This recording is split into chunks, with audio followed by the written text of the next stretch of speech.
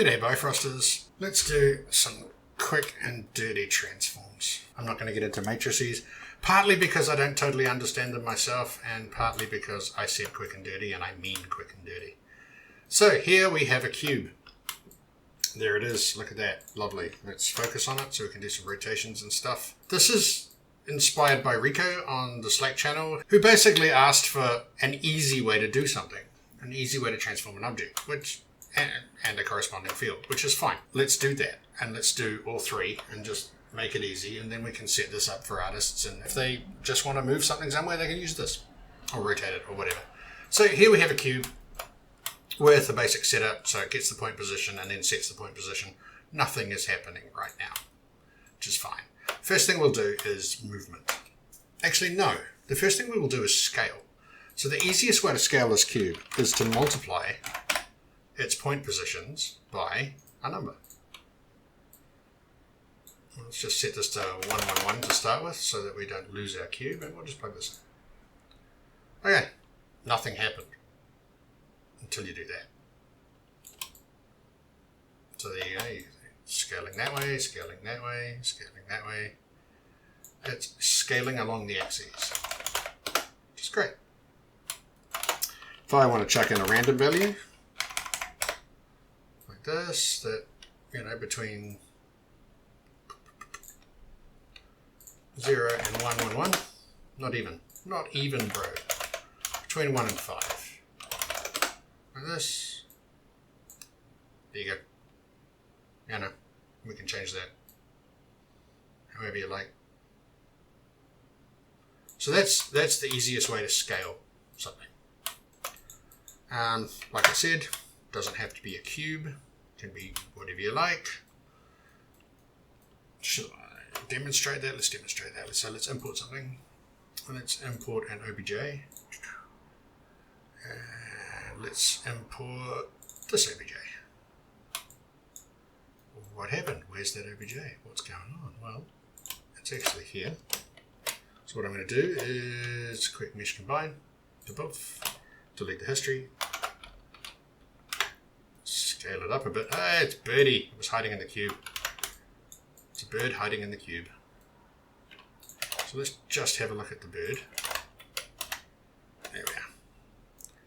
So we'll just do a couple of adjustments to the bird to make life easier. Insert, and bring that down to the bottom.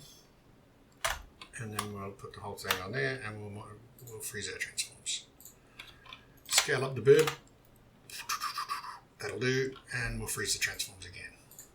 Lovely, we have a bird, we have a birdie, let's bring the bird in. Let's just call this, bring it into Bifrost, hide the original, and just to show you that this isn't just for a cube, we'll use the bird. He lost all his pretty colours, but there he is. So here is the bird being scaled. Just like that. Nice. Why do we do scale first? Well, that'll become apparent in a second.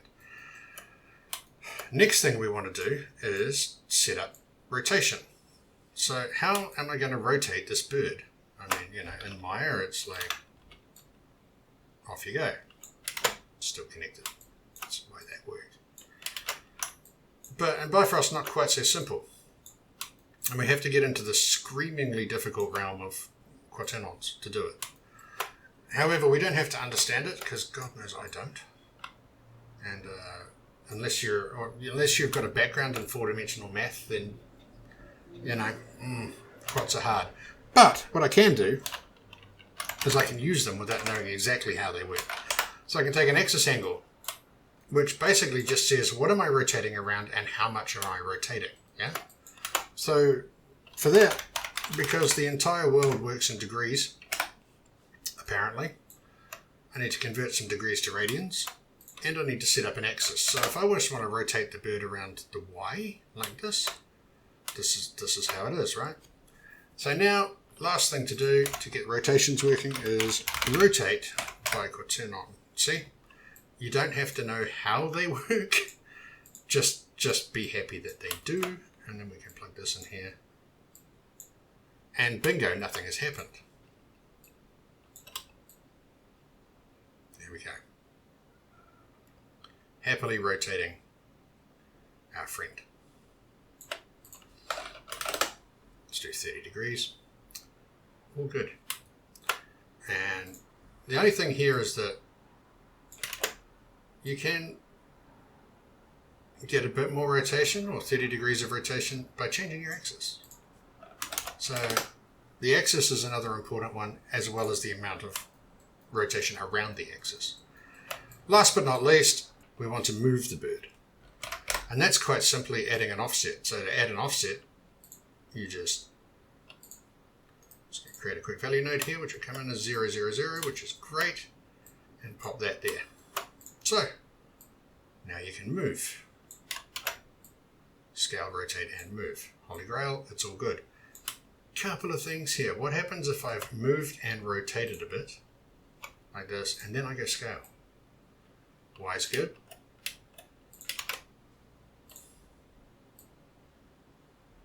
So this is essentially a local. If you set it up this way, it's a local scale.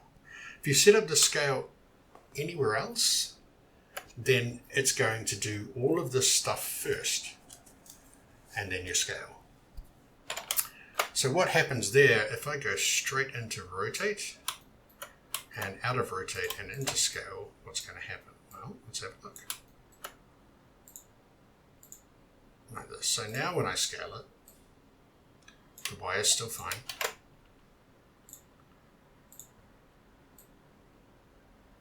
But the X and the Z, not quite so fine. So these are now, you can see the bird's very skewed.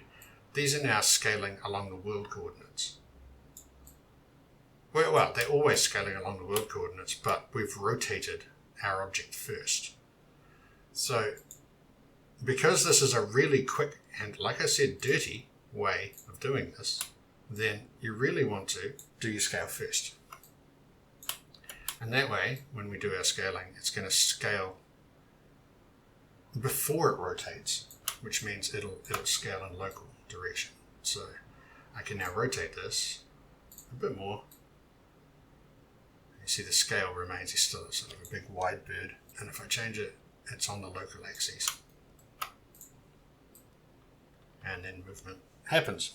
All right, so that's the very, very quick and dirty way of doing it. I said I would provide rotations in a field as well, so let's really, really quickly set that up. So I'm going to need a plane. I want a mesh plane. Mesh plane. I'm going to need a vector field, like this. And I'm going to need a field scope. A vector field scope. Okay, cool. So this plane mesh, we want this to be a bit bigger, so let's get 24, 24, all good. The plane mesh goes into the probe geometry, so we can see what we're doing. The vector field, which we'll be adjusting later, is going to go into the vector field scope, and then we can put the whole thing into a terminal. Like this.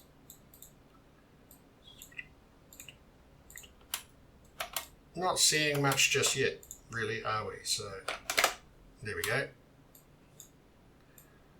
This is showing us the vector. Now let's just get some display options going so it looks a bit better. We want arrowheads drawn. There we go. And maybe a little bit fatter, just for visibility. It's working for me. And that's all happy. So this is really just displaying a vector. So I can change this vector. Well, that's just the magnitude of A, isn't it? But if you see if I change the Y. So it's just displaying a vector. Z, all good. Trick is, we need to rotate that vector. Well, we have a vector already. So we can do this if we want to. You can see it's put all of the vectors of the bird. So that's not really what we're looking for. So what we need to do is create a vector field that is starting a certain way. So we need to Let's just reset everything. What it looks like to me is the default field for, at least for this object, is along the z-axis. So that's pretty easy. all we got to do is this. We can change our colors to make life better if we want to, but that's okay. I don't mind red vectors, if you don't mind red vectors. So this is our base vector coming in. So what I can do is I can just go create value node. Right? And then it's pretty much I just need another one of these. Except the vector this time is our display vector. And then we can plug that into our vector field. So this is just converting that vector into a vector field. If I change my degrees to radians now,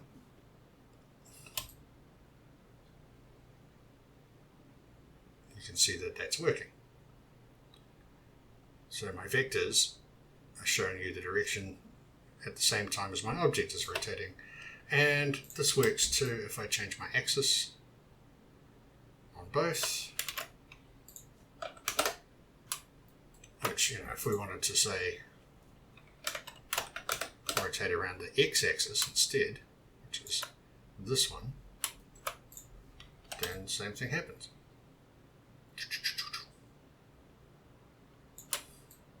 Okay. So that's essentially the quickest and dirtiest way I can think of to scale, rotate, and translate an object. All that remains to be done now is let's package this up for an artist to use. Yeah, put our little burb. So here's our input. There's that. And this is the output. And this is the field visualization. So that can stay inside the compound. Get a quick lesson on setting up compounds as well. So we're going to grab all of that and group it. Run a layout. And we'll call this Filthy SRT. Filthy SRT. Yeah? So you see this just controls looking at the field. So let's make it a bit more artist friendly with some settings. First thing we need to do is pump out the scale settings. So we'll just do this. Scale. Now what we could do too is, let's just cut out the middleman here. You can click an empty space and it'll show you exactly what's coming in the inputs, and you can change things and test that things are still working. That looks pretty good to me. Reasonably humorous, but pretty good. What we could do too is offer a little bit of functionality here. If we threw down an if statement, and what we want to do with the if statement here is we want to say proportional scale maybe. And then with this going on, what we can do is that gets into the false case. So if this is not turned on, it just uses this number. But what we need to do is make sure that these numbers are always the same. So the way we'll do that is I'll take this and I'm going to split it. I'm going to go vector to scalar. I'm going to get the maximum number out of those three. So this is just going to take all three of these values and get me the maximum number. And then I'm going to make it back into a vector again. Like this. But this time, the maximum number will be all three. Let's just put this in a compound. Scale by max. Possibly need an output of that compound for this to work. Get that vector coming out, and that goes into the true case, and then the entire thing, the whole if statement, goes into the scale. So what happens now is if this is off, I can scale like this, but if I switch that on, then you can change everything to scale by the biggest number in the three. So go like that, and 1, 1, 1, and say I want this to be, I don't know, 10, and this to be 5, so it does nothing. and this to be 12, so it does something. It takes the biggest number out of these three and scales it by that. If I turn that down, then you've got your different scales again. It's just a little bit of functionality for artists. Sometimes they may want to adjust. Actually, we should use max value scale might be a better way to put this. Sometimes they want to scale by axis, so a little bit higher on the Y, a little bit wider on the X, but sometimes they just want to scale the whole thing up. Yeah? Cool. So that's scale taken care of, and there's our scale attributes done. So I'm just going to split this, physically move this. The next thing to do is the rotation, which is great. So we need to put out both of these for the rotation. We need to put out the axis and the angle. Again, that's fine. And just remember, this is designed to be the quickest and filthiest way I can think of to do this. It's definitely not the right way to do it. Cool. That's all good. That's pretty much, I think, all we need to do for rotation. So you've got your axis there. You've got the angle. We call it an angle because the world likes the words like angles. Rotation angle, and that's really all I need to care about. What axis am I rotating it around, and what's my rotation angle? Yeah, great. That one's nice and easy. And then translate. So let's just do a little. Get this cleaner as we go. Don't know what that's doing.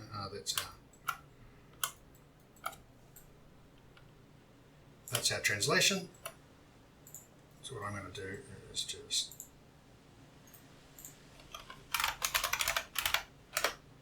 pop that in as translate. There's our translate. And just check that it's working. Cool.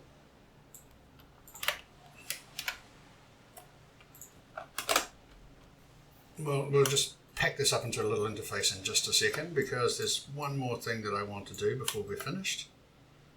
And that is, you remember how we needed to have a vector to start this field?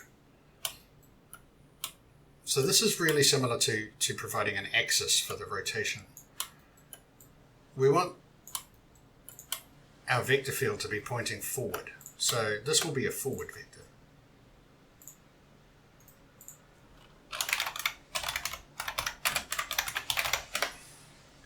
And that way, should our mysterious artist decide that they need their forward vector to be in the X, they can do it. Or even in the Y, they can do it. So this is just, we had Z, didn't we? So this is just giving them a little bit of control over the field. And what I'm going to do with this field too is pop out some of the plane controls, because it's very big for such a tiny bird. This will allow us to get the dimensions of the field, or the field visualization, in the hands of the artist. Like that. And we probably, this is a little weird one, but the segments control how many arrows you have, yeah? Because it's just the way that the planes work. So if I wanted to, let's just go for a much smaller field. We'll go 6 by 6.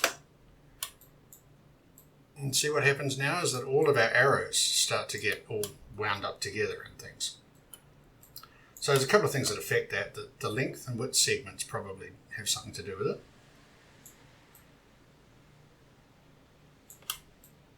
So we can just pick a proportion that we like. So maybe 4 and 4. Yeah. So the way this is going to work is we've got 6 and 6 in our length and width. 4 and 4 is 2/3 of that. We don't even need length and width, now I think about it. We just need one object for both. Field size is great. And then we can just grab this, go multiply multiply that by Bifrost is going to put that somewhere of its own random choosing. 0.6667, which is roughly 2/3. Convert it to a long value. So I think it's a long, it could be an int. Let's have a look. It's an int. I just need to convert this to an int value, and then we can pump that into those two. And then no matter what we do, if we make the field size bigger, those arrows are always going to say 2/3 of that field size. They're popping because of the integer thing. So perhaps, oh no, that's not too bad. I mean, popping's not too bad. We could also use this to do it. So we can plug in the length of the vector. Here, although as you can see, the length of the vector is currently 1.3. Take it to 1, that might be a bit of a better way to do it. So, depending on how you feel about stuff, I mean, what's going to happen is that these segments are only going to change once the field size goes into another integer, like so. I'm not unhappy with that. The other option is just to make the field size an integer and then convert it to float, and then that way it'll just jump all the time. That being said, what we might also want to do is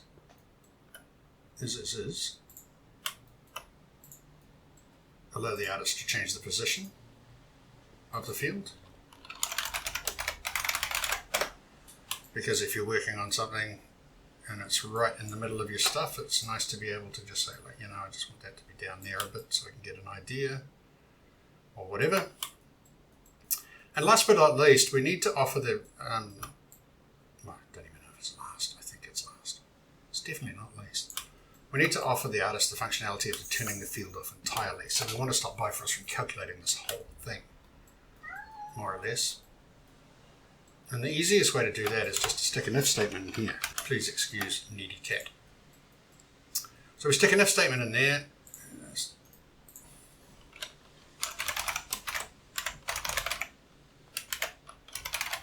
We'll call it show field. The reason we call it show field is that it's only going to show me something when it's true. If I turn that on, then the field turns up. Turn it off again, then the field goes away. So it allows the artist to just pull that field together and have a look. The only other thing I could possibly think of doing is maybe some work on the color. So, you know, we could sort of pull some red out of there, red in there, or whatever we wanted to do. But I don't really think it's that important, to be honest, what color that the field lines are. If you really want them to change, then you're going to need to work out something in the color remap here, maybe like that. See, it's remapping the colors there, or whatever. But you know, you can end up with way too many controls, and if somebody really has a problem with red fields along the z-axis, then they're quite welcome to come inside and change it. It's not like I can lock my node or anything. Okay, very last thing, we're going to go up one level, and we're going to just tidy this up a little bit. So what we'll do is it's called Filthy SRT, so we'll go with scale first. Let's leave this where it is, and we'll add this to a group. New group, SRT. So what I can also do is add it to another group while I'm inside that group, scale, because these are the scale options. And then we can add this to the scale group, and you can see the interface changing as we go. We'll do the same here. So first off, we'll add it to SRT, and we'll add this one to SRT as well. And then we'll make a new group while they're inside, called rotate.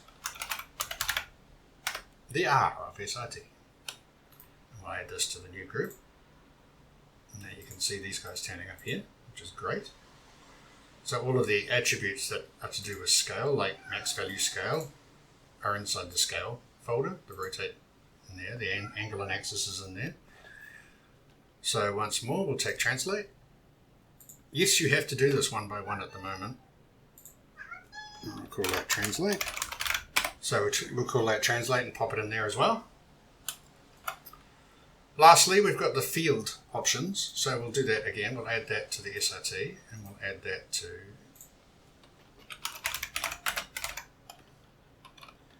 field options like this. Add these guys up. Doesn't matter that I forgot to put the S on the end because I can rename the group later. And then I just want this to be at the top. I want my artists to, and when you go to the top, it'll go to the top of the folder it's in. I want my artists to be able to hit that first. That's the first thing I need them to work with. And then they can play with their forward vectors and field sizes and field positions and things. So that's about it. That's made it and packaged it up for artists. If you wanted to, you could come in here and clean this up and put all these in nice rows and add a few backdrops for commenting and stuff like that. And that's, that's all completely up to you. I'm not really going to do that. I will of course save this compound and put it somewhere for you guys to play with. I'll put that in the description. We'll just get up one. We'll get rid of the cube that we didn't really use. And yeah, that's about it. So this is, like I said, this is not the best way. This is far from the best way to do this. The best way to do this is with matrix multiplications, transform nodes, all kinds of stuff like that, transformation of rotation matrices. But that's not what this is about. This is about the quickest and dirtiest way to do it. This is why it's called filthy SRT. This will break. It will break when you try and do too many complicated things with it. But for a quick and dirty visualization, it's probably going to work. So I hope that's helped, and I'll catch you next time. Cheers.